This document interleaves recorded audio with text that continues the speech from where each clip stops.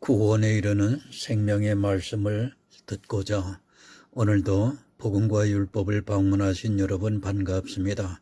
이 시간 야고보서 강의 23번째 시간으로 오직 믿음에 대해서 오늘도 여러분들에게 말씀을 전하고자 합니다.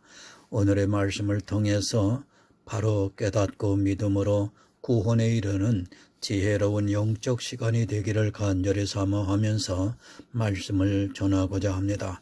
오늘 성경의 본문은 갈라디아서 4장 3절을 보겠습니다. 신약 306쪽이 됩니다.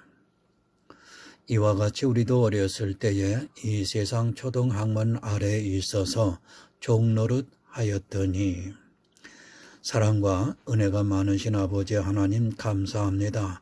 야고보서를 통해서 오직 믿음이라고 하는 말씀을 주제로 하여 계속하여 말씀을 전할 수 있게 하시는 것을 감사합니다.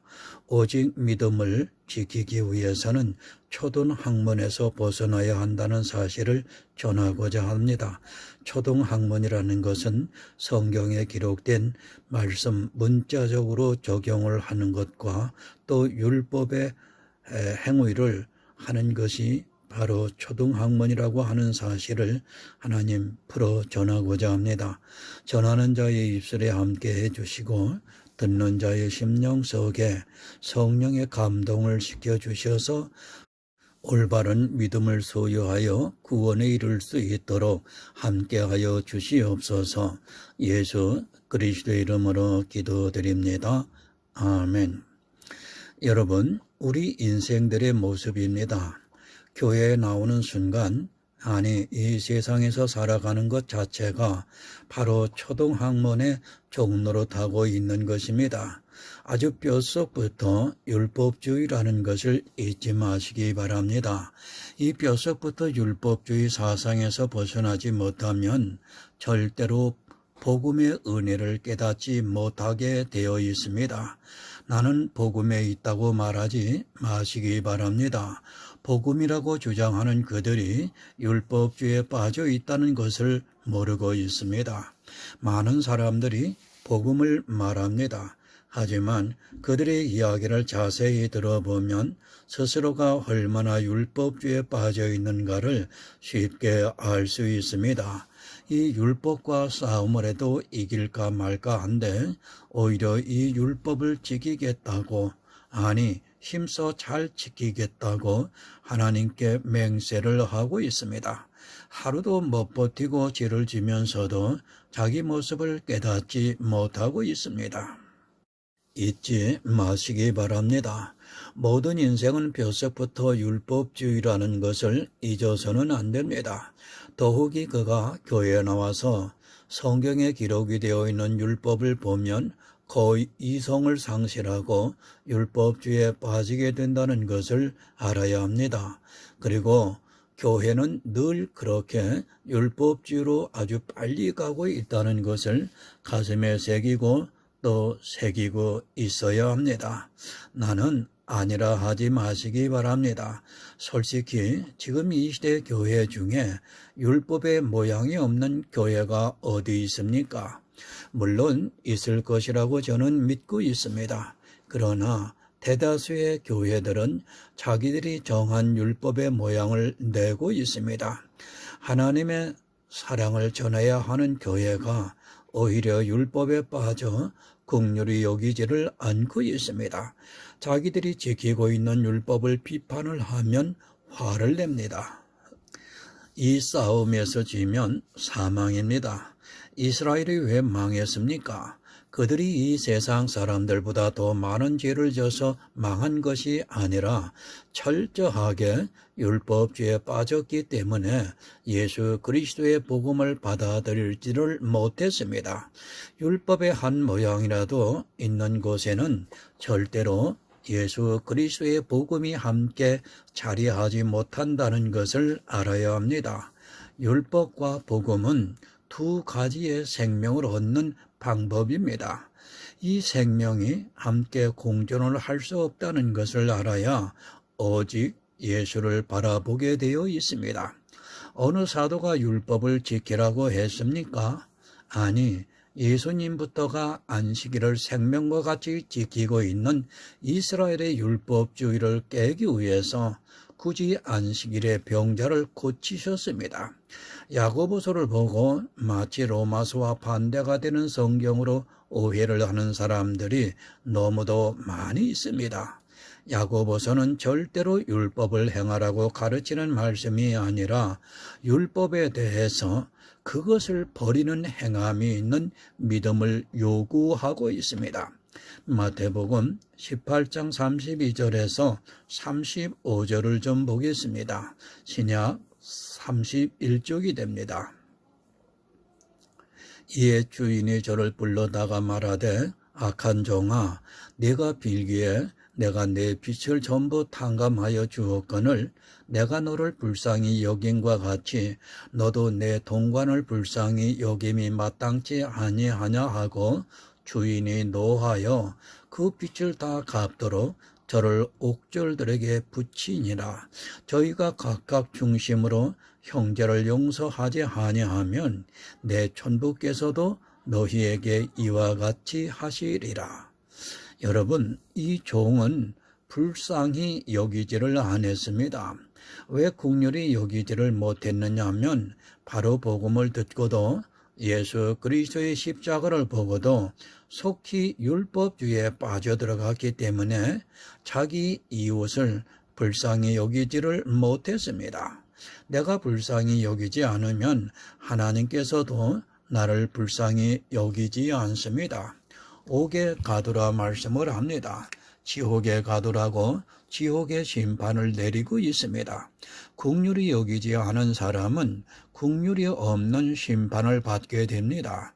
내가 먼저 긍휼히 여김을 받았으면 당연히 다른 사람을 긍휼히 여겨야 하는데 율법주의에 빠져 왜 죄를 짓느냐고 그 목을 잡고 있고 또 그를 스스로 정죄에 빠지게 해서 옥에 가둔다면 하나님께서는 그를 지옥으로 보낼 것이라는 말씀입니다. 긍휼히 여김을 받았습니다.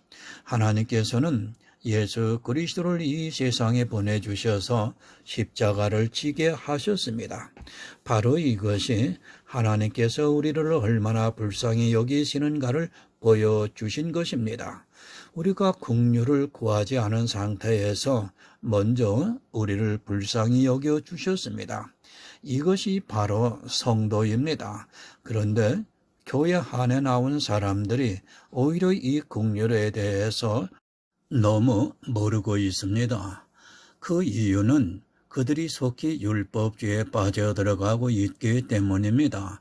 긍휼을 행하지 아니하는 자에게는 긍휼이 없는 심판을 내리시겠다고 말씀을 하고 있습니다. 긍휼히 여기려면 반드시 율법을 버려야지 가능한 일임을 잊지 마시기 바랍니다. 법이 살아있는데 어떻게 긍휼히 여길 수 있습니까? 이 세상 가난한 자에게는 참 잘합니다. 그런데 자기들이 지키고 있는 율법에 대해서는 전혀 긍휼히 여기지를 않고 오히려 정죄를 해서 옥에 가두고 있습니다. 긍휼히 여기지 않은 사람은 반드시 긍휼이 없는 심판을 받게 됩니다. 그것은 바로 구더기도 죽지 않는 그런 지옥의 심판을 받게 된다는 말씀입니다. 누가 그런 심판을 받게 되느냐 하면 이 세상 사람들이 아니라 교회 안에 있는 율법주의자들에게 그 심판이 임한다는 말씀입니다. 긍휼은 심판을 이기고 자랑합니다.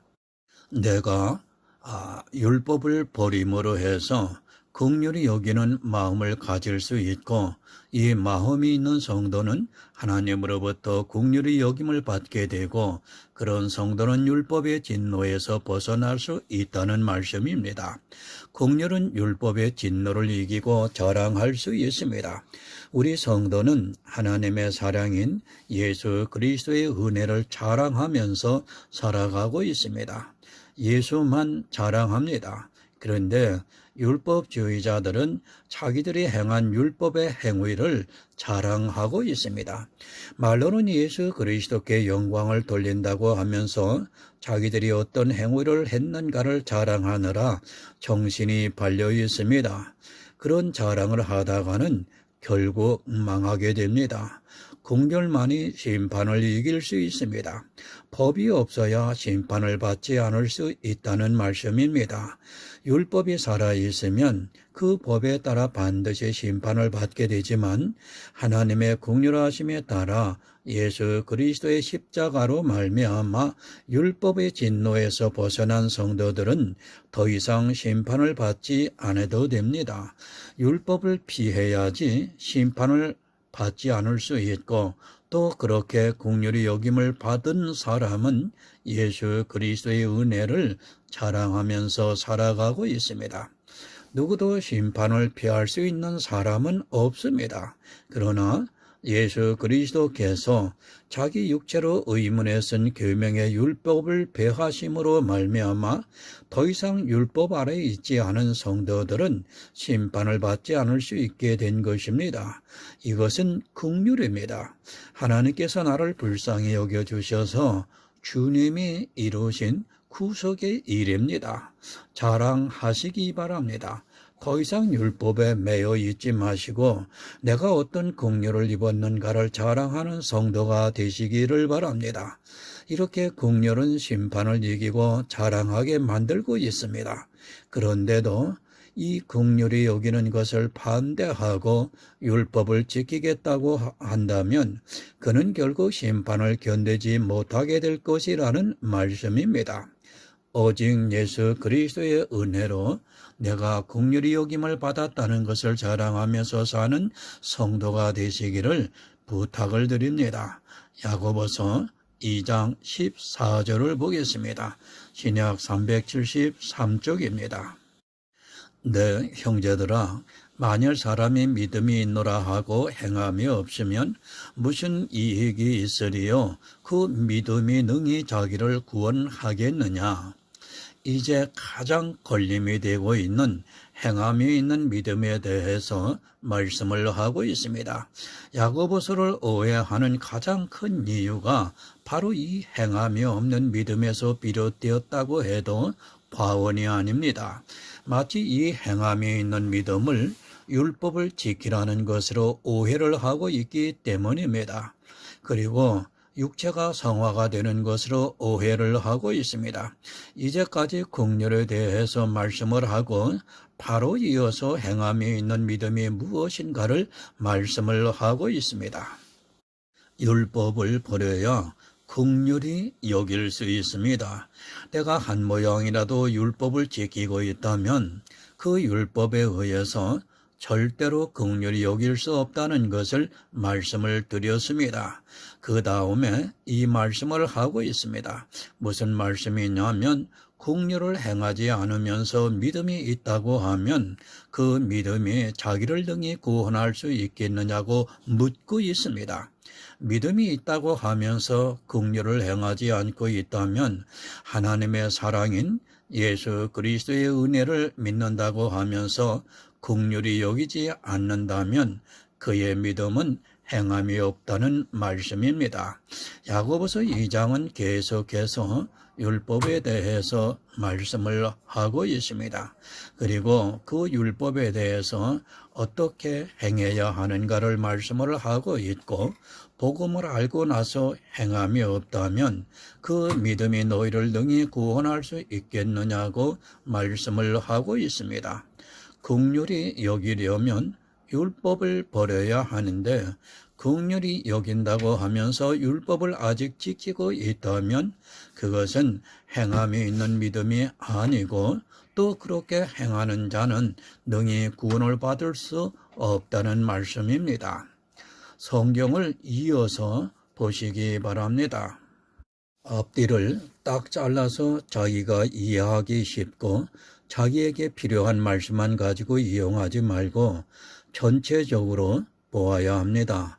창세기부터 요한계시록까지 전체가 무엇을 말씀하고 있는가를 똑바로 알아야 하고 또 앞뒤 절에 내용을 연결을 해서 해석이 되어야 합니다. 믿음이 있다고 하면서 행함이 없다면 그 믿음은 헛것입니다. 긍휼히 여김을 받았다고 하면서 자기는 마태복음의 종과 같이 긍휼히 여기지 않고 있다면 그는 전혀 행하지 않고 있는 사람입니다. 그렇게 행함이 보이지 않는다면 그를 누가 믿음이 있다고 말하겠느냐고 말씀을 하고 있습니다. 너무 중요합니다.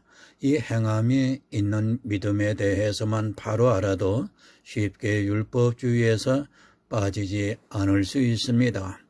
행하라고 하면 율법을 생각을 합니다. 그런 사상부터 내 머릿속에서 지워버려야 합니다. 이 말씀은 율법을 행하라고 하는 말씀이 아니라 오히려 율법을 버리는 행함을 우리에게 요구를 하고 있습니다. 그렇게 율법을 버리는 행함이 없다면 무슨 이익이 있겠느냐고 말씀을 하고 있습니다. 야고보서 2장은 이제까지 율법을 버리라고 계속해서 말씀을 했습니다. 이제 그 행함을 보이라고 말씀을 하고 있습니다. 율법을 버려야지만 긍휼이 없는 심판을 면할 수 있는데 율법을 버리지 않는다면 그는 행함이 없는 사람이라는 말씀입니다. 율법을 버리지 않으면 무슨 이익이 있겠느냐고 말씀을 하고 있습니다. 이제 초등학문인 율법에서 벗어났으면 그 율법을 행하지 않는 행함이 있는 믿음이 있어야 우리에게 이익이 있다는 말씀입니다. 이 이익이 나를 구원할 수 있다고 가르쳐주고 있습니다. 거꾸로 해석을 하고 있습니다. 율법을 지키는 것이 행함이 있는 믿음이라고 정신나간 이야기를 하고 있습니다. 이 말씀을 보고 율법을 지키는 행함이라고 해석을 하는 것은 한마디로 지옥에 들어가라고 말하는 것과 같습니다. 결국 그 율법에 의해서 정죄를 받게 되고 그 율법으로 말미암아 진노를 받아 심판을 받게 된다는 것을 전혀 모르고 있습니다. 이제까지 무엇을 말씀했습니까? 자유하는 율법이 무엇인가를 말씀해 주었습니다. 그리고 누가 가난한 자를 압제하는가를 말씀했고 자유하는 율법을 통해 내가 긍휼을 입었다는 것을 가르쳐주고 있습니다. 그 긍휼로 말미암아 내가 또한 긍휼이 없는 심판을 받지 않는다는 것을 말씀하고 있습니다. 이 긍휼이 없는 심판을 받지 않으려면 반드시 율법을 버려야 한다는 것을 말씀을 하고 있습니다. 이 율법을 버리는 행함이 있어야 참 믿음이 있다고 말할 수 있고 이런 믿음이 있는 성도만이 구원을 받을 수 있다고 가르쳐주고 있습니다. 성경 똑바로 보시기 바랍니다. 어느 한 가지라도 내가 잘못 이해를 하면 그것은 곧 사망의 길로 가는 것입니다. 특히 구원과 연결이 되어 있는 말씀은 정말 정신을 차리고 보지 않으면 그대로 사망입니다. 이 행함이 있는 믿음을 율법을 지키는 행함으로 알고 있다면 그는 분명히 긍휼이 없는 심판을 받게 될 것입니다. 그 율법으로 말미암아 진노를 받아 긍휼이 없는 심판을 받게 됩니다. 행하라고 하니까 무조건 율법을 생각합니다. 그것이 아니라 긍휼이 없는 심판을 받지 않으려면 율법을 버려야 하는데 그렇게 율법을 버리는 행함을 말씀을 하고 있습니다. 사실 율법을 버린다는 것이 얼마나 어려운가를 알아야 합니다. 초등학문으로부터 계속해서 배워왔는데 그것을 버려야 한다는 것이 사실 너무도 어려운 일입니다. 그래서 율법을 버리면 어떻게 해야 하느냐고 마치 어린아이와 같이 어떻게 해야 하는가를 모르고 있습니다. 갈라디아서 3장 24절에서 25절을 보겠습니다. 신약 305쪽이 됩니다. 이같이 율법이 우리를 그리스도에게로 인도하는 몽학선생이 되어 우리로 하여금 믿음으로 말미암아 의롭다함을 얻게 하려 함이니라. 믿음이 온 후로 우리가 몽학선생 아래 있지 아니하도다. 몽학 선생 아래에 있습니다. 이제 믿음이 왔으면 예수 그리스도의 은혜를 믿었으면 몽학 선생으로부터 벗어나야 합니다. 그런데 이제까지 몽학 선생의 가르침을 받은 사람이 하루아침에 어떻게 버릴 수 있겠습니까? 사실 이것을 못하기 때문에 율법주의에서 벗어나지를 못하고 있습니다. 율법 못 버립니다. 못 버리기 때문에 야고보서에서 우리에게 행함이 있는 믿음을 요구를 하고 있습니다. 더구나 율법주의에 깊숙이 빠져 있는 사람들은 절대로 율법주의에서 벗어나지를 못하게 되어 있습니다. 이 율법주의에 벗어나는 것이 사실은 은혜입니다. 이 은혜를 이해하지 못하고 있는 사람들은 절대로 구원을 받을 수 없고 자기 믿음에 대해서 행함을 보일 수도 없습니다. 사도 바울이 분명히 말씀을 하고 있습니다. 이제는 우리가 몽학 선생 아래에 있지 않다고 말씀을 하고 있습니다. 그런데 여러분이 정말 몽학 선생 아래에 있지 않습니까? 오히려 몽학 선생을 버리라고 하면 이단이라고 공격을 하고 있습니다. 도덕법이 살아있다고 하면서 은근히 다른 제사법과 시민법을 강요를 하고 있습니다. 몽학 선생은 전체 율법을 말하고 있는 것입니다. 나를 돌아보시기 바랍니다. 교회 안에서 삼가 지키고 있는 것이 단 한 가지라도 있다면 나는 아직도 몽학 선생 아래에 있는 것입니다. 참으로 이해가 안 되는 것은 율법을 지키면서도 자기들이 지키면 그것이 율법이 아니라고 생각을 합니다.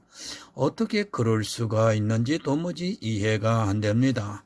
똑같은 율법을 이스라엘이 지키면 율법주의이고 오늘날 자기들이 지키면 믿음이라고 합니다. 깨어 있으시기 바랍니다. 이 문제는 생명에 관한 문제이고 이 문제가 해결이 안 되면 절대로 구원을 받을 수 없습니다.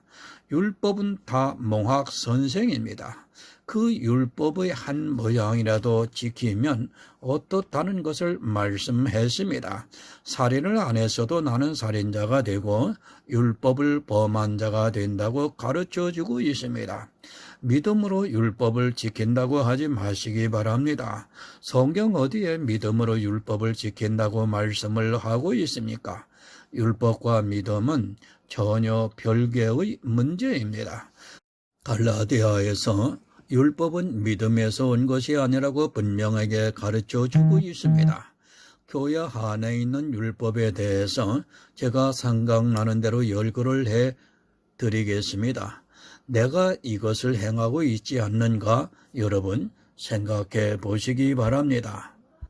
주일, 수요, 금요, 새벽 예배입니다. 11조 맥주감사절, 추수감사절, 송구영신예배, 성탄절, 선교헌금, 각종 감사헌금, 그리고 성찬식 반복으로 하는 기도, 이런 것들이 다 율법입니다. 삼가 여러분이 지키고 있는 모든 것들은 다 율법이라고 보면 맞습니다. 아마 이것을 보고 저보고 이단이라고 하실 분도 있을 것입니다. 주일이 율법이라고 하면 예배를 드리지 말자고 하는 것이냐고 저에게 따질 것입니다. 제가 언제 예배하는 것을 반대를 했습니까? 그런 사람은 율법주의 사상에 매여 있기 때문에 그렇게 받아들이고 있습니다. 저는 예배를 절대 반대하지 않습니다. 아니, 예배를 하지 않는 자는 성도라고 할 수 없습니다. 다만 삼가 지키는 그런 식의 예배가 아니어야 합니다. 어느 한 날을 정해서 모든 사람이 편한 날을 정해서 예배하는 것을 반대하는 것이 절대로 아닙니다. 다만 그 날을 어기는 사람을 마음속으로라도 정죄를 하고 있다면 그것은 율법이 된다는 것을 깨달아야 합니다. 연보를 반대합니까? 아닙니다. 저도 가난한 목사입니다. 저도 누구보다도 더욱 성도들이 연보해 주기를 바라고 있습니다. 그러나 자원하는 마음이 아니라 정해서 하는 헌금은 율법이라는 것을 아셔야 합니다. 마치 11조가 없으면 교회가 무너질 것 같이 말하지 마시기 바랍니다. 초대교회 어느 사도가 11조를 받았다고 성경에 기록하고 있습니까?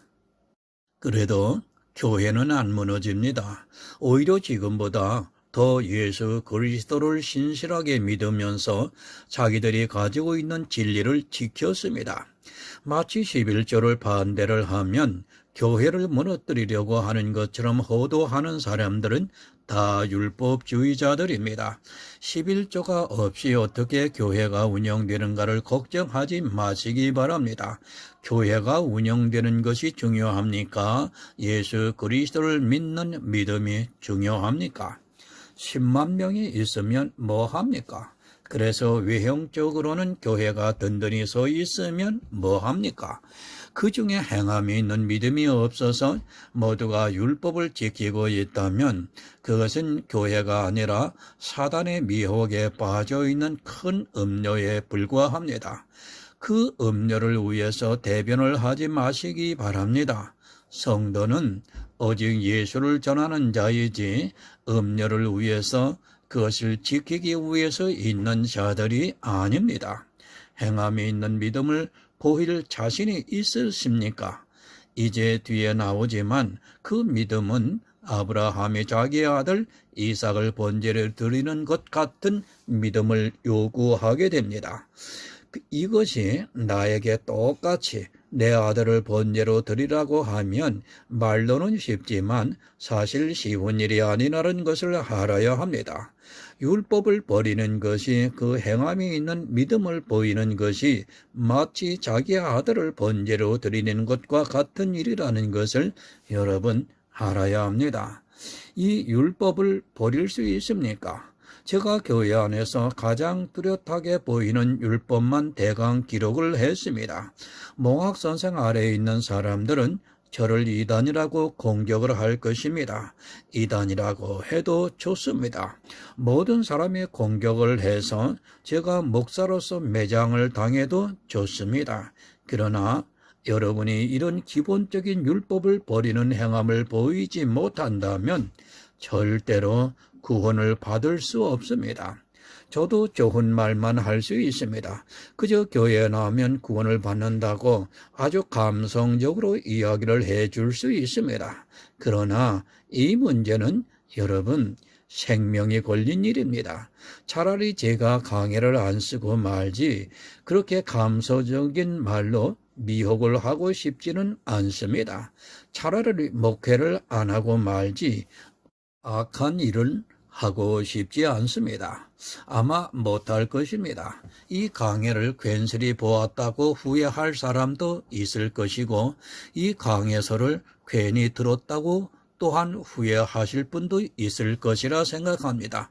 그만큼 행함이 있는 믿음은 사실 어려운 일입니다. 더구나 우리 눈에 너무도 좋게 보이는 그 율법의 행위를 버리고 육체의 성화를 버리는 행함을 내가 행한다는 것이 얼마나 어려운 일인가를 알아야 합니다. 사실은 이것을 버리고 나면 자유할 수 있습니다. 방종이 아니라 예수 그리스도 안에서 참 자유를 누릴 수 있습니다.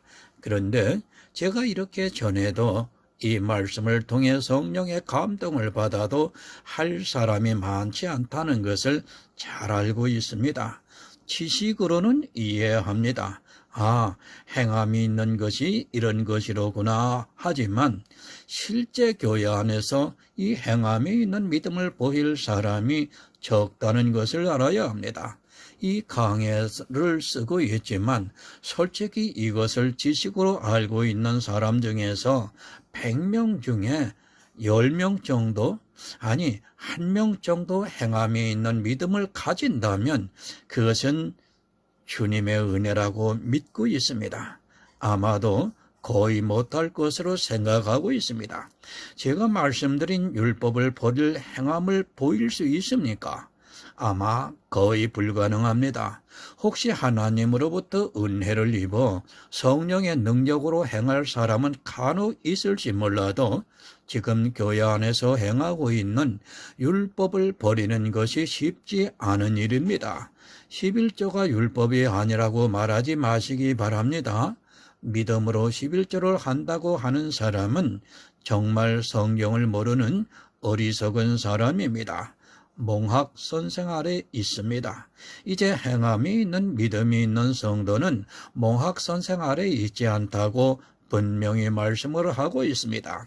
내가 구원을 받을 믿음이 있는가 없는가는 내가 몽학 선생 아래 있는가를 보면 쉽게 알 수 있습니다. 몽학 선생이 율법이고 교회 안에서 행하고 있는 성화의 행위인 것입니다. 구원입니다. 몽학 선생에서 벗어날 자신이 없으면 차라리 예수를 믿지 마시기 바랍니다. 그것이 자기에게 더 유익할 것입니다. 반드시 몽학 선생에서 벗어난 성도만이 구원을 받을 수 있습니다. 야고보서를 통해서 그것을 보이라고 하면서 행함이 있는 믿음을 요구하고 있습니다. 그 믿음이 없다면 여러분이 가지고 있는 믿음은 죽은 믿음인 것입니다. 갈라디아서 3장 12절을 보겠습니다. 신약 305쪽이 됩니다. 율법은 믿음에서 난 것이 아니라 이를 행하는 자는 그 가운데서 살리라 하였느니라. 또 한 번 말씀을 드립니다. 율법은 믿음에서 난 것이 아니라고 말씀을 하고 있습니다. 또한 믿음도 역시 율법에서 난 것이 아닙니다. 11조가 율법인 이상 그것은 믿음에 난 것이 될 수 없습니다. 아브라함이 드렸다고 해서 그것이 율법이 아니라고 주장하는 것은 자기 무식을 드러내는 일입니다. 11조는 분명히 율법에 기록이 되어 있습니다. 그럼 할례는 율법이 아닙니까? 아브라함을 통해서 할례가 시작이 되었어도 그 역시 율법이라고 성경은 말씀을 하고 있습니다. 율법에 기록된 것은 누가 했든지 간에 율법입니다. 율법책에 기록된 것은 다 율법입니다. 그 율법은 믿음에서 난 것이 아니라고 분명히 가르쳐주고 있습니다.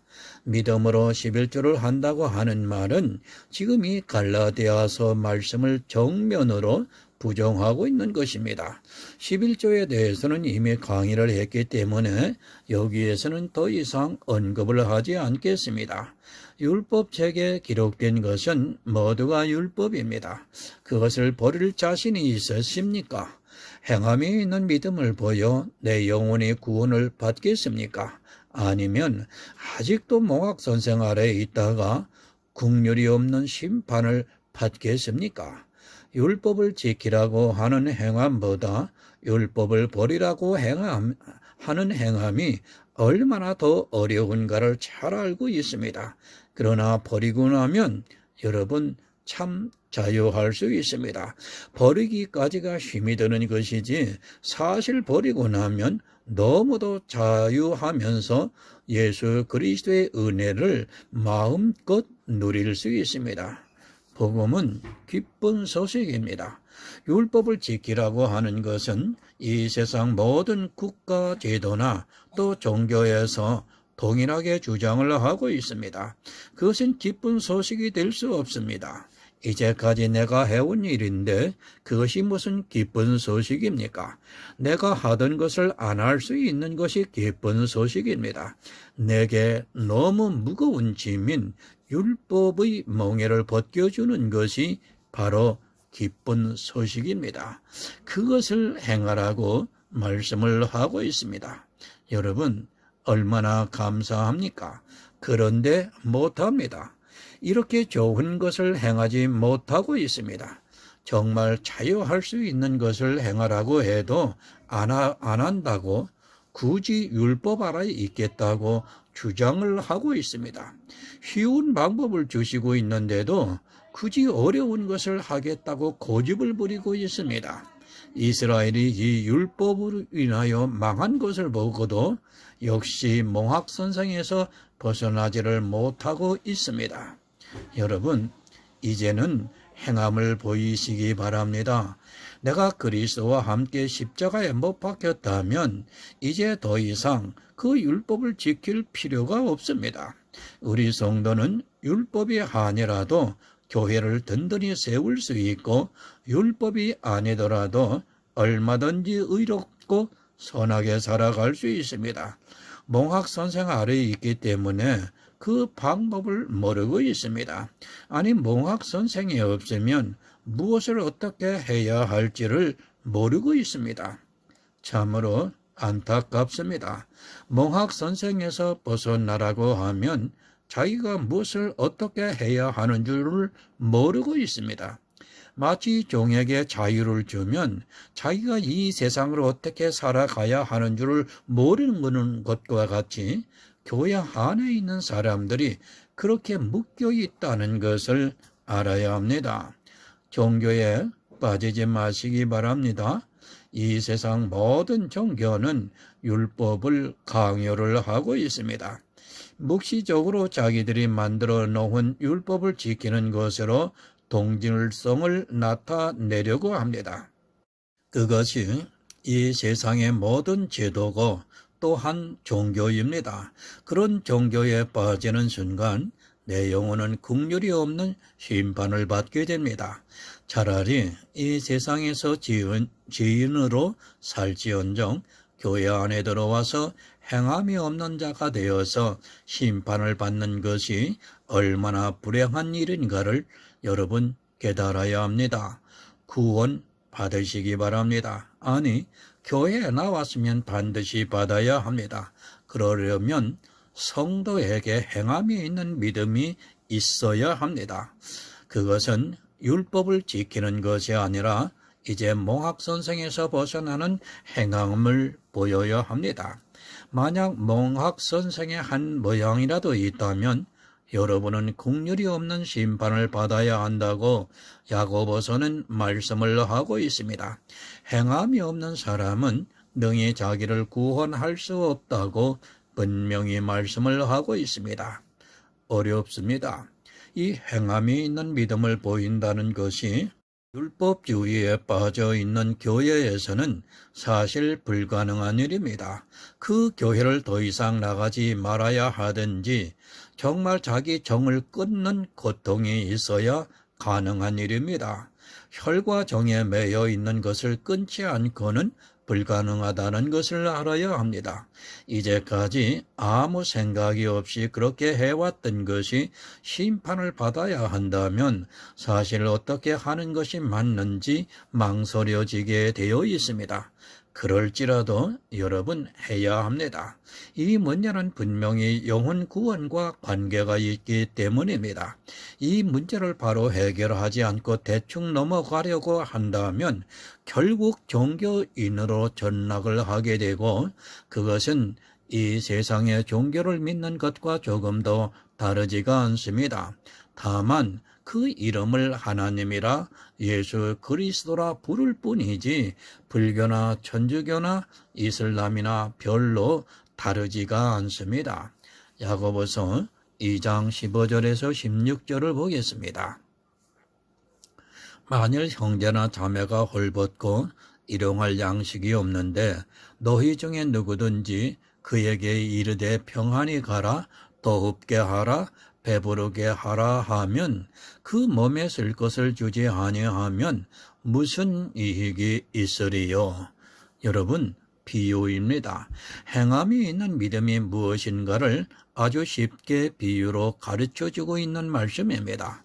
이 비유를 실제로 받아들이지 마시기 바랍니다.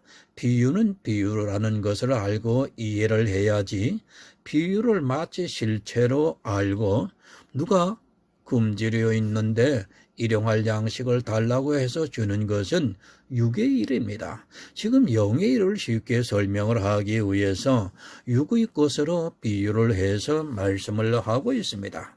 이렇게 행하라는 것이 아닙니다.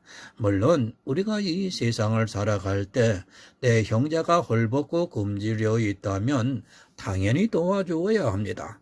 그러나 그것은 이 세상 사람들도 다 아는 일입니다. 성경이 그것을 말씀하기 위해서 기록해 놓은 것이 아닙니다. 그런 육적인 것을 통해서 영의 일을 비유로 가르쳐 주고자 말씀을 하고 있습니다. 영의 일입니다. 율법을 버리는 일은 영의 일이지 육의 일이 아니라는 것을 알아야 합니다. 물론 육적으로 나타나는 행함이지만 그것은 분명히 예수 그리스도의 십자가를 받아들이는 믿음에서 나오는 행함이라는 말씀입니다. 예수 그리스도를 믿기 때문에 행함으로 영의 일이 나오게 됩니다. 영의 일과 육의 일을 분별을 하지 못하는 사람들이 너무도 많이 있습니다. 육의 일과 영의 일을 분별하지 못하게 되면 결국 성경을 오해를 해서 사망에 이르게 된다는 것을 알아야 합니다. 행함이 있는 믿음이 무엇인가를 가르쳐주고 있습니다. 형제나 이웃이 헐벗고 일용할 양식이 없는데 누가 그에게 평안히 가라고 하면 말은 참 평안하라고 했지만 그에게 아무 도움을 주지 않았습니다. 그것은 행함이 아니라는 말씀입니다. 그가 헐벗고 굶주려 있으면 그에게 옷을 입히고 먹을 것을 주어야 행함이 있는 것이라는 말씀입니다. 이것을 모르는 사람이 있습니까? 거지가 있는데 그에게 도움을 주는 것이 거지를 도와주는 것이라는 것을 모르고 있는 사람이 있습니다. 말로만 돈으로 빵 사 먹으라고 하는 것이 그를 도와주는 것입니까? 이것은 초등학생들도 아는 일입니다. 행함이라는 것은 내가 헐벗고 굶주려 있는 형제나 이웃을 보았을 때 어떻게 해야 한다는 것을 알고 그대로 행하는 것입니다. 주지도 않았습니다. 그리고 평안히 가라, 옷을 입어라, 밥을 먹으라고 한다면 말로만 한 것이지 실제 행함을 보이지 않은 것입니다. 이것을 모를 사람이 있겠습니까? 이 문제는 어린아이라도 아니 예수 그리스도를 믿지 않아도 세상 사람들도 다 아는 일입니다. 당연히 헐벗고 굶주려 있는 형제에게는 옷을 입히고 또 먹을 것을 주는 것이 행함이라는 말씀입니다. 성경은 놀랍습니다. 그 비유를 들어도 그냥 드는 것이 아니라 먹을 것, 입을 것을 가지고 비유를 하고 있습니다. 물론 사람이 사는 데 있어 가장 기초가 되는 것이기도 하지만 이 입을 것과 먹을 것은 영적으로 하면 예수 그리스도의 몸과 또 그의 의가 되기도 합니다. 행함이 있는 믿음이 무엇인가를 모릅니까? 내 이웃이 내 형제가 굶주리고 헐벗고 있는데 그에게 말로만 평안히 가라, 그리고 내 몸을 더웁게 하라, 또 배부르게 하라고 하면서 아무것도 주지 않는다면 그것은 행함이 없는 것입니다. 당연히 내 형제가 헐벗고 굶주려 있으면 어떻게 하는 것이 행함이 있는 것인 줄 알고 있고 모든 사람은 그에게 옷을 주고 또 먹을 것을 줍니다. 설령 내 형제가 아니라 생판 모르는 남이라 해도 추운 겨울날 그렇게 있다면 도와주고 싶은 것이 인지상정입니다. 가난한 자를 도우라고 하는 말씀이 아닙니다. 물론 그것은 당연히 우리가 이 세상을 살면서 내가 가지고 있다면 해야 하는 일입니다. 그것을 가르쳐주기 위해서 지금 이 말씀을 기록한 것이 아니라는 것을 알아야 합니다. 성경은 육적인 문제를 가르쳐주기 위해서 기록한 것이 아니라 이 육적인 문제를 통해서 우리 영의 문제를 어떻게 해야 하는가를 비유로 가르쳐주고 있는 말씀입니다. 당연히 주어야 합니다. 하나님을 믿지 않는 사람이라 해도 누군가 정말 헐벗고 가난한 사람이 있다면 그를 도와주고 싶은 것이 인지상정입니다. 거의 모든 사람들이 그렇게 살아가고 있습니다. 그것이 바로 행함이라는 말씀입니다. 도와주어야 하는 것을 알고 그에게 먹을 것을 주고 따뜻한 옷을 입혀주는 것이 행함이라는 말씀입니다. 알면서도 안 합니다. 그것은 행함이 없는 것입니다. 당연히 내가 알았으면 그렇게 해야 하는데 세상 이치로 그렇게 해야 하는 것을 알고도 행하지 않는다면 그는 알고만 있는 사람이지 행하지 않는 사람이라는 말씀입니다. 그렇게 행하지 않는다면 그가 알고 있는 것은 아무것도 아니라는 말씀입니다. 사실 도와주지를 않는다면 그는 알지 못하는 사람과 같습니다. 그렇지 않습니까?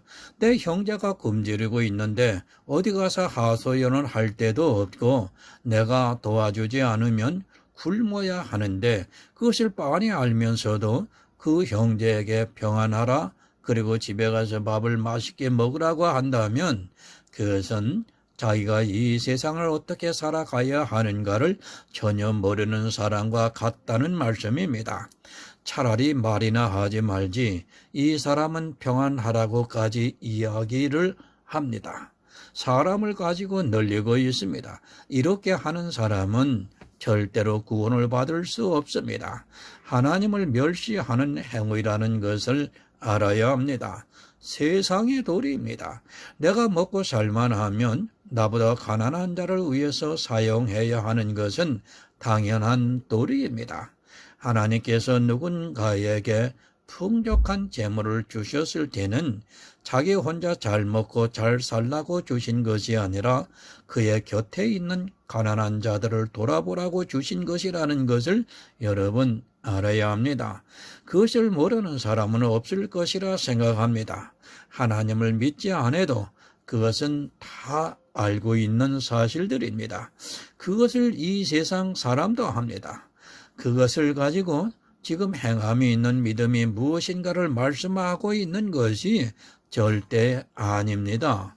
그런 육적인 것은 누구나 다 알고 있고 그것을 우리에게 가르쳐주기 위해서 이것이 행함이 있는 믿음이라는 것을 말씀하기 위해서 기록한 것이 아니라는 것을 아시기 바랍니다. 무엇을 비유로 했습니까? 이전까지 율법에 대해서 말씀을 했습니다. 긍휼을 행하지 아니하는 자에게는 긍휼이 없는 심판이 있다고 말씀을 하고 있습니다. 내가 하나님으로부터 긍휼을 받으려면 나 역시도 내 이웃에 대해서 긍휼히 여기는 마음을 가지고 있어야 한다는 말씀입니다. 이렇게 긍휼히 여기려면 반드시 율법을 버려야 긍휼히 여길 수 있습니다. 법이 있는 상태에서는 긍휼이라는 것은 있을 수 없다는 것을 말씀드렸습니다. 법을 버려야 긍휼을 행할 수 있습니다. 내가 긍휼이 없는 심판을 받지 아니하려면 반드시 나 역시도 긍휼을 행해야 하는데 그렇게 하려면 내가 법을 먼저 버려야 합니다. 법은 절대적으로 긍휼을 여기지 못합니다. 법이 있는 상태에서는 긍휼이라는 단어를 사용할 수 없다는 것을 말씀드렸습니다. 바로 이것을 어떻게 행해야 하는가를 비유로 말씀을 하고 있습니다. 당연하지 않습니까? 내 형제가 헐벗고 있는데 그에게 말로만 평안하라고 하면서 옷도 안 주고 먹을 것도 안 준다면 행하지 않은 사람인 것과 같이 내가 긍휼히 여기려면 법을 버려야 하는데 법을 버리지도 않고 내가 너를 긍휼히 여긴다고 한다면 그것은 행하지 않는 사람이라는 말씀입니다. 예수님 앞에 간음하다가 현장에 잡힌 여자가 끌려왔습니다. 그 여자를 보고 법대로 하면 내가 돌에 맞아 죽어야 하는데 그래 너 평안하라 하면서 내가 너를 불쌍히 여긴다. 내 죄를 사해 주겠다고 하면서 그 여자를 잡아온 사람들에게 법대로 돌로 쳐 죽이라고 한다면 그것은 그 여자를 불쌍히 여긴다고 말로만 한 것이지 법대로 그대로 행한 것입니다. 그 여자를 불쌍히 여긴다면 당연히 법을 버리고 돌로 쳐 죽이는 형벌을 안 받게 해 주어야 합니다. 바로 이것입니다. 예수님께서는 실제 그렇게 하셨습니다. 불쌍히 여긴다고 말씀만 하지 않으시고 법을 버리고 그 여자를 살려주셨습니다. 만약 법을 버리지 않았다면 그 여자는 돌로 쳐 죽여야 합니다. 그러나 법을 버리신 예수님께서는 그 여자를 불쌍히 여기시고 살려주셨습니다. 바로 이것이 이렇게 법을 버리고 긍휼히 여기는 것이 행함이 있는 믿음이라는 말씀입니다. 압니다. 여자가 불쌍하다는 것을 예수님께서는 너무도 잘 알고 있습니다. 이 여자가 연약해서 간음을 할 수밖에 없었다는 것을 잘 알고 있습니다. 예수님께서는 그 여자의 체질을 아시고 그 여자의 폐부까지도 감찰을 하시는 분이시기 때문입니다. 그렇게 아시는 예수님께서 그 여자를 돌로 쳐 죽였다면 알고는 있지만 행하지 않는 것이 되고 맙니다. 알면 행해야 합니다. 하나님께서는 우리 인생들이 얼마나 연약하다는 것을 너무도 잘 알고 계십니다. 그래서 예수 그리스도를 이 세상에 보내주셨습니다. 알기 때문에 보내주신 것이지 하나님께서 우리 인생들을 잘 모르고 있다면 절대로 예수 그리스도를 이 세상에 보내주시지 않았을 것입니다. 여러분, 율법 버려야 합니다. 그래야 긍휼함을 행할 수 있습니다. 성경은 우리에게 법을 버려야 한다는 것을 계속해서 가르쳐주고 있습니다. 율법과 복음, 이 둘은 서로 대적을 하고 있다는 것을 말씀을 하고 있습니다. 야고보서를 통해 율법이 무엇이라는 것을 가르쳐 주었습니다. 그런데 아직도 율법을 지키고 있고 그 모양을 내려 하고 있다면 그는 행함이 없는 사람입니다. 배가 고픈 형제에게 어떻게 해야 한다는 것을 알고 있습니다. 마찬가지로 긍휼을 행하려면 반드시 율법을 버려야 한다는 것을 야고보서를 통해 알고 있습니다. 그런데 교회 안에 있는 사람들이 배가 고픈 형제를 도와주는 일을 참 잘하고 있습니다. 하지만 정작 자기 영혼의 문제에 대해서는 너무도 모르고 있습니다. 율법을 버려야 한다는 것을 성경이 계속해서 가르쳐주고 있는데도 그것을 행하지 못하고 있습니다. 율법 폐해졌습니다. 만약 어느 한 가지 율법이라도 살아있다면 여러분은 그 율법에 의해서 반드시 진노를 받게 되어 있습니다. 율법이 폐해졌기 때문에 내가 긍휼을 행할 수 있는 것이지 율법이 살아있다면 절대로 긍휼함을 행할 수 없습니다. 이렇게 긍휼을 행하기 위해서는 율법을 폐해야 하는데 그것을 하지 못한다면 그는 행함이 없는 사람입니다. 이제 무엇이 행함이 있는 믿음이라는 것을 이제 여러분 알았으리라고 믿습니다. 율법을 행하지 않으므로 구원에 이르는 지혜로운 성도가 되어 모두가 구원에 이르시기를 부탁을 드립니다. 다음 시간에는 교회에 나온 교인들의 원수가 무엇인지를 말씀을 통해서 여러분들에게 전하고자 합니다. 수고하셨습니다. 다음 시간에 이어서 뵙겠습니다.